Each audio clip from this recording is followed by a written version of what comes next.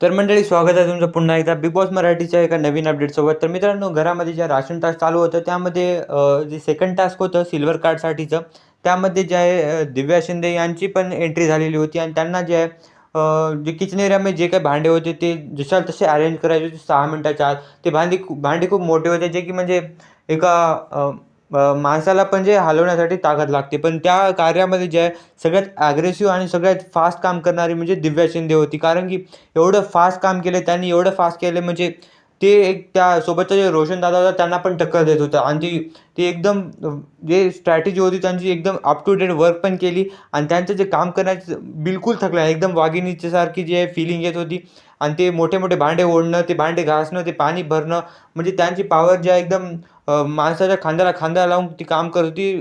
हालाकी एक पाऊल त्यांचं पुढंच होतं. पण हे काम करण्याची पॉवर पाहून जे आहे सगळी महाराष्ट्राची ऑडियन्स इम्प्रेस होणार आहे. तर मित्रांनो, ते जे तुम्हाला स्ट्रॅटेजी आणि पॉवर कशी वाटली तुमची राय कमेंट करून नक्की सांगा. आणि जर तुम्ही दिव्या शिंदे ताईला जर फॉलो करत असाल तर कमेंटमध्ये दिव्या शिंदे जरूर लिहा. तर भेटूया पुढच्या अपडेटसोबत. तोपर्यंतसाठी व्हिडिओ लाईक आणि चॅनलला सबस्क्राईब नक्की करा. भेटूया लवकर. तोपर्यंतसाठी बाय.